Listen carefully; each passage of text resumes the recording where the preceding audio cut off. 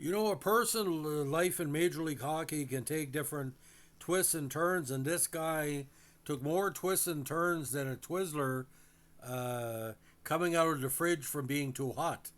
Now, Craig Cameron was a well known, good checking forward for the years he played in junior and minor pro in the NHL, but how he ended up with the expansion teams throughout the years, and especially New York Islanders in their first few seasons, is the stuff of legends. Now, he was an original St. Louis Blue, an original New York Islander, and part of this was a very, very weird path from Alberta junior hockey. Now, born July 1945 in Edmonton, he played 552 games in the NHL for the Red Wings, St. Louis Blues, Minnesota North Stars, and New York Islanders. Now, when he won the Memorial Cup with the Edmonton Oil Kings in '66, that didn't stand him in good stead when he tried out for the NHL. He played just one game with the Detroit Red Wings the following year, and then was traded to St. Louis Blues at the start of the '68 campaign, original Blue. With St. Louis, he established himself as a reliable fourth line checker. Now, his time in St. Louis was divided into two.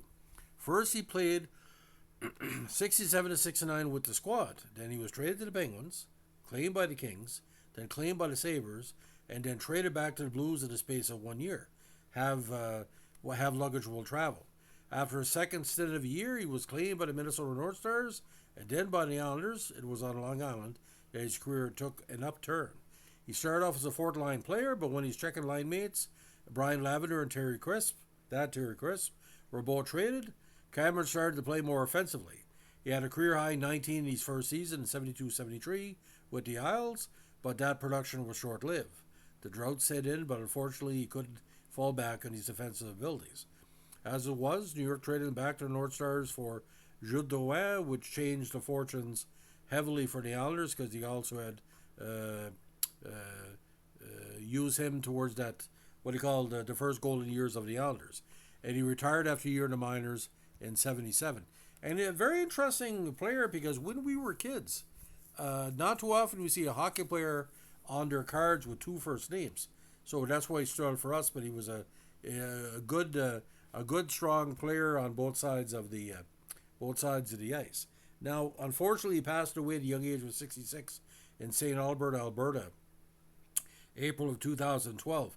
6 feet 195 to right winger. Again, more than a decade in the NHL. Big season with Edmonton in '66, of course, was the 32 point season, but two Memorial Cup appearances and one victory. Now, with the Red Wings in '67, he played one game. Also played one game with the CHL's Memphis Wings, and '67, he was with the Pittsburgh Hornets for a while with 20 points in 50 contests.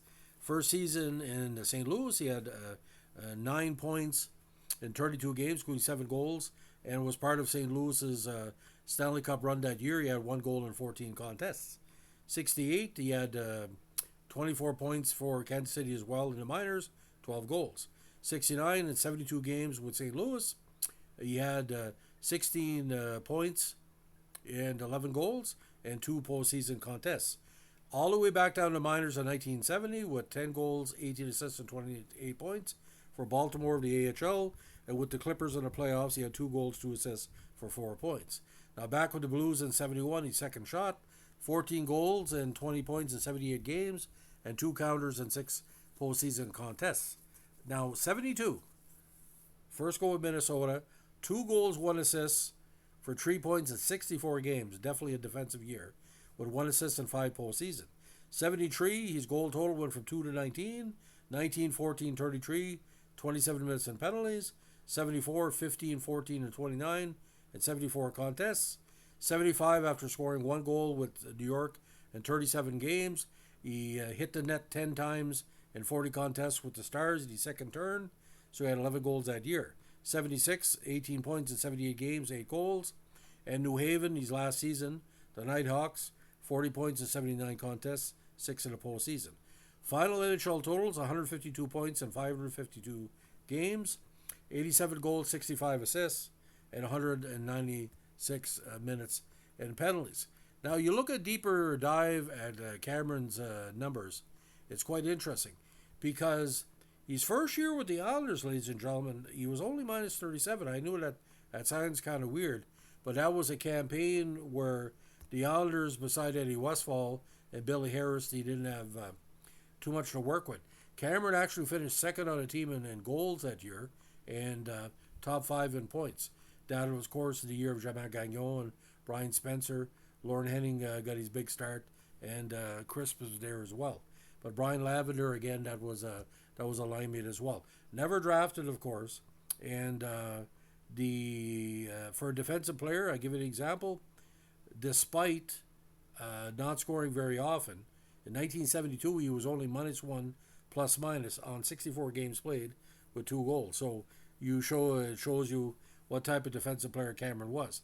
So because players were affiliated with NHL teams back in the day, the old Kings had a lot of connections with NHL teams, and that's how he got in. But he was Edmonton proud, ladies and gentlemen. He represented his home region well, and some people were considering he might show up at a Toronto Maple Leaf tryout camp in the late 70s, but those rumors were not correct. I think being an original St. Louis Blue, being an original New York Islander, he's part of that kind of second chance for some, NHL players that had some success in the minors, ended up in the NHL. The Kansas City Blues boys. That was an interesting squad in '68, and I tell you why. If you look at their rough roster for that year, this is Wayne Rivers was there as well, Norm Bardouin, Larry Hornig as well, and but that's when Gordon Categeezer were there. Now don't confuse with Sheldon. So pretty weird. Hard to believe there's 2 Categeezers. We'll talk about that very very soon. Anyway, ladies and gentlemen, if you like what you're doing here with our Vintage Hockey Podcast, let us know with a like, comment, subscribe, or share.